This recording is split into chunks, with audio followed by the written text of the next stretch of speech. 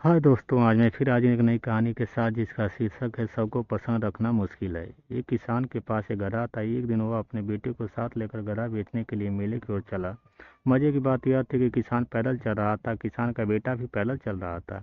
कुछ देर जाने पर उन्हें तीन चार लड़के मिले जो मेले से लौट रहे थे।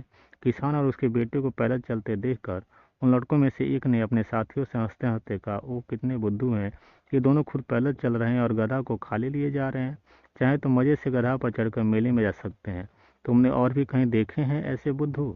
लड़के की ये बातें सुनकर किसान ने अपने बेटे को गधा पर बैठा दिया और वह खुद गधा को हाँकता हुआ उसके पीछे पीछे चलने लगा।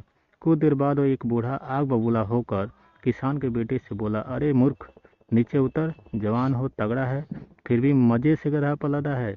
और बेचारे बूढ़ा बाप पैदल चल रहा है, तुझे शर्म नहीं मालूम होती? चल उतर नीचे। गधा पर बाप को सवार होने दिया। सुनते ही किसान का बेटा गधा से नीचे उतर पड़ा और अपने पिता से बोला, बूढ़े बाबा ठीक ही कहते हैं, गधा पर आप सवार हो जाइए बस। किसान गधा पर बैठ गया और बेटा उसके पीछे पीछे पैदल चलने लगा। थोड़ा आगे बढ़ने पर उन्हें कुछ स्त्रियां मिली जो अपने बच्चों को मेला दिखाकर लौट रही थी।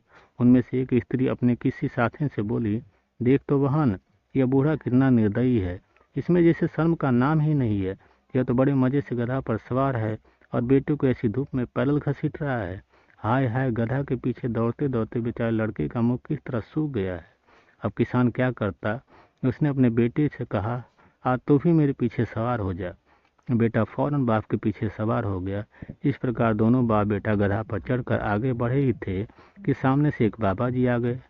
बाबा जी पहले आंखें फाड़ फाड़ कर घूरते रहे, फिर मुंह बनाकर बोले, अरे भाई, यह किसका गधा पकड़ लाए? किसान ने उत्तर दिया, गधा तो बाबा जी हमारा है। क्या बात है? बाबा जी बिगड़ कर बोले, यह गधा तुम्हारा है, शर्म नहीं आती? जब तुम दोनों इस पर इस तरह लदे हो, इसकी जान ले लोगे तो कौन माने एक गधा तुम्हारा है? इस पर किसान बेटे सहित गधा से नीचे उतर पड़ा और उसने बाबा जी से पूछा, बताइए अब हम लोग क्या करें? बाबा जी ने उत्तर दिया, सीधी सी बात है, जिस तरह तुम इस पर लद कर आए हो उसी तरह इसे अपने कंधे पर लाद कर ले जाओ, तो हम भी जाने के गधा तुम्हारा है। यह कहकर बाबा जी तो लंबे हुए। मुसीबत में पड़ गए दोनों बाप बेटे।